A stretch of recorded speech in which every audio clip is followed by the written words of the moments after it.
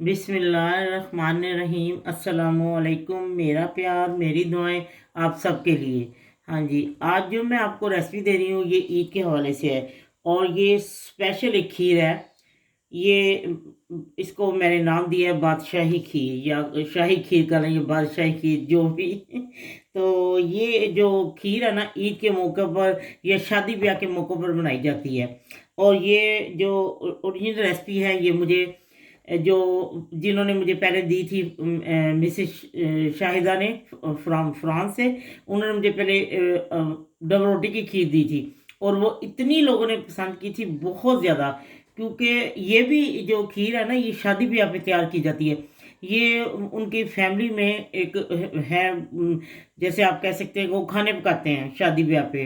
उनकी ये उनका है फैमिली में ये खाने पकाने का। तो उन्होंने उसने मुझे वो ये रेसिपियाँ देती रहती है जो शादी ब्याह पे बनती हैं। तो आज मैं आपको दावे से कहती हूँ कि आज तक ऐसी खीर आपने नहीं खाई होगी और ना ही कभी बनाई होगी। ये खीर ऐसी है कि इसको जो खाते ही मुंह में घुलने लग पड़ती है, ये इसकी ऐसी ज़बरदस्त ये खीर है। तो शादी पे या सॉरी ईद के मौका पर हर घर में खीर बनती है। कोई किस तरह बनता है, कोई सेवियों की, कोई चावलों की। तो ये जो आज मैं खीर दे रही हूँ, आप यकीन करें कि इतनी इसमें सीक्रेट जो इसकी है ना इंग्रेडिएंट, वो आपको पता चलेगा कैसे है। ये आपको मैं बताती हूँ कि मैंने इसके लिए किन किन चीज़ों का इस्तेमाल किया, जो जो साथ डालती जाऊँगी वो भी बताती जाऊँगी। ये मैंने आप समझ लें कि वन हाफ कप जो चावल है ना, हाफ कप से 1 टेबल स्पून आप ज़रा नीचे कर लें, 1/4 3 कप। तो इसको मैंने ओवरनाइट भिगो दिया था। ये देखिए कैसे ये हाथों से चूरा हो रहे हैं, ये देखें ये गल गए हैं बिल्कुल, ये देख रहे हैं ऐसे। तो अब मैं इसको, और 1 लीटर मुझे दूध चाहिए। और अब मैं इसको थोड़े से दूध के साथ मैं पहले इसको इसका पेस्ट बनाती हूँ, पीस लेती हूँ। वो थोड़े थोड़े दाने रहेंगे वही मुझे चाहिए। और मैं साथ ही वो जो है दूध भी पकने के रखती हूँ। 1 लीटर दूध मैं आपको बताती हूँ फिर साथ साथ, ठीक है। हाँ जी, ये 1 लीटर दूध जो है मैं उबलने के लिए रखती है। और बीच में अब मैं ये देखिए, ये मैंने चावलों को ना बहुत बारीक उसके साथ, वो मोटे मोटे हैं, बारीक नहीं बहुत हुए, और मुझे इस तरह के ही चाहिए थे। ठीक है, अब मैं इसको साथ ही दूध में भी डालती जाती हूँ। वो नीचे बैठ गए हैं सारे ना, मैं चम्मच ले। ये देखें, ये इतने ज़्यादा बिल्कुल पाउडर नहीं बना क्योंकि गीले थे ना और भिगाए हुए थे। चले अब ये मैं सारे इसमें डाल के तो मैं पकाती हूँ। फिर मैं आपको बताती हूँ और क्या क्या साथ साथ चीज़ें डालनी है, ठीक है। ये देखें, दरमियानी आंच पे पक रही है। इसको बहुत ज़्यादा तेज़ आंच पे नहीं मैं बना रही, इससे वो ज़्यादा टेस्टी बनेगी। बहुत ज़्यादा तेज़ आंच है तो जल्दी जल्दी जैसे पक जाएगी। अच्छा, अब मैं इसमें हाफ कप जो है ना वो चीनी डाल रही हूँ। आप अपने मुताबिक डालें क्योंकि यहाँ की चीनी बहुत मीठी है। तो चीनी जो है ना आप अपने मुताबिक डालें। और ये इलायची के दाने, मैं इलायची पाउडर नहीं डाली, इसमें इलायची के दाने डालूंगी, ठीक है। ये मैंने अभी निकाले हैं। और ये अब मैं बताती हूँ और क्या चीज़ डालनी, इसको थोड़ा सा पकने देती हूँ फिर मैं बताती हूँ। जी ये देखें, काफ़ी हद तक पक चुकी है ये। और अब मैं आपको बता दूं, बाद लोग कहते हैं फिर आपने चावलों को उसका वजन कितना है। वो 50 ग्राम था। 1 किलो दूध में 50 ग्राम चावल। उसको रात को भिगो दें और सुबह उसको या 5-6 घंटे कम से कम भिगो के रखें। अच्छा, अब एक और जो बाद लोग कॉर्न स्टार्च डाल देते हैं। बाद लोग जो है पता नहीं क्या कुछ डालते हैं, लेकिन मैं तो ये कस्टर्ड डाल रही हूँ। बाद लोग कस्टर्ड भी डालते हैं, ये देखें कस्टर्ड 1 टेबल स्पून। उसको थोड़े से दूध में घोल के तो इसके इसके अंदर डाल देना। अब मैं आपको बताती हूँ, मैं एक दफ़ा बहुत ही साल पहले की बात है, बहुत काफ़ी अर्सा पहले की बात है, मैं एक दफ़ा मुल्तान की थी। तो वहाँ की खीर बहुत मशहूर है। जो लोग मुल्तान में रहते हैं उनको पता है। मुझे इस बाज़ार का नाम नहीं आता। वो बहुत उनकी पुरानी दुकान है। तो मेरे ख्याल पाकिस्तान बनने से पहले की उनकी।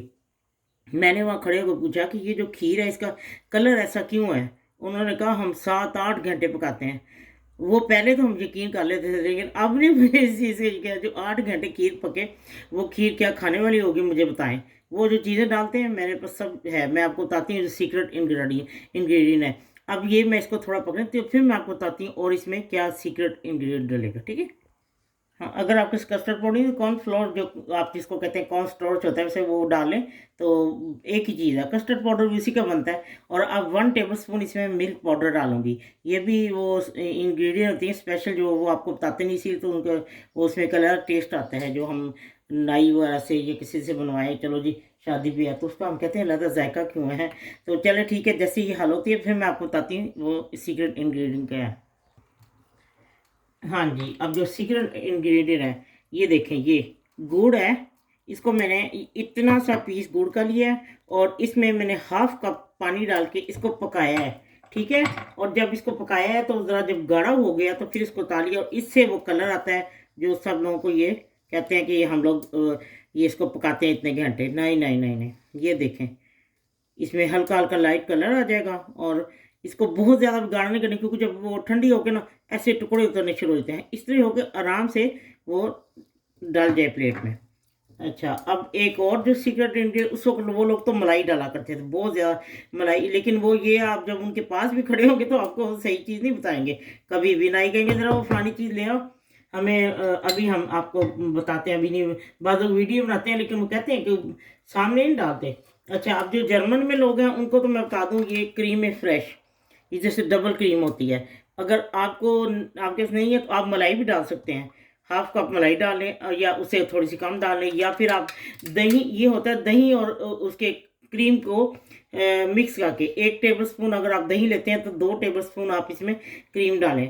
तो ये देखें, ये मैं 1 टेबल स्पून भर के डाल रही हूँ, ठीक है। मैंने इसमें डाल दिया और अब मैं इसको मिक्स करती हूँ, फिर मैं आपको बताती हूँ और क्या करना है, ठीक है जी। ये तैयार हो चुकी है और मैं इसमें ये जो है 1/4 टीस्पून से भी कम मैं एसेंस डाल रही हूँ, कुल्फा एसेंस।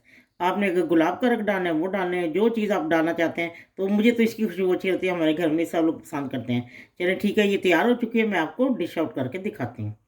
लीजिए, शाही खीर तैयार है और चीनी आप अपने मुताबिक डालें।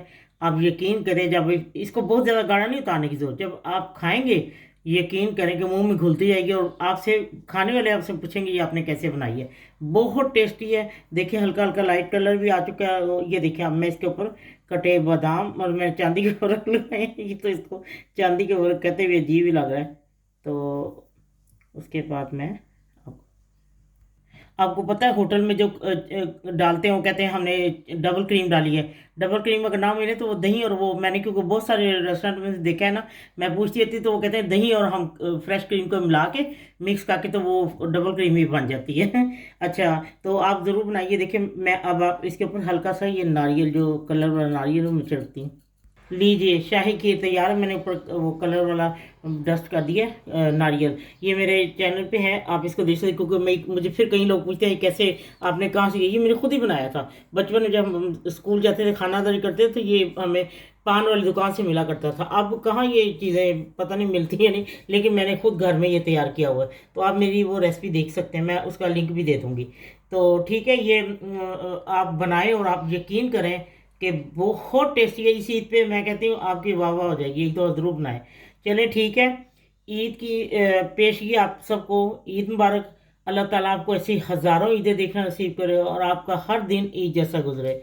और रमज़ान का भी आखिरी अशरा है, बिल्कुल थोड़े दिन रह गए हैं। तो इस रमज़ान की बरकतें अगले रमज़ान तक अल्लाह आपके साथ लेके जाए और आप हमेशा हर परेशानी और हर बला से खुदा आपको महफूज रखें। चलें ठीक है, ये देखिए इसका कलर भी हल्का हल्का, जो आप बाज़ार में जाके खाएं कभी तो देखें जो पुरानी दुकानें हैं। चलें ठीक है, बनाएं खाएं और फिर मुझे ज़रूर बताएं कि ये आपको कैसी लगी है। जब आपका दिल चाहे आसान और मज़ेदार खाना खाने को, तो आइए ना गुड्डो के ढाबा पर। प्लीज़ सब्सक्राइब करना, लाइक करना और कमेंट्स देना ना भूलें। अल्लाह हाफिज़।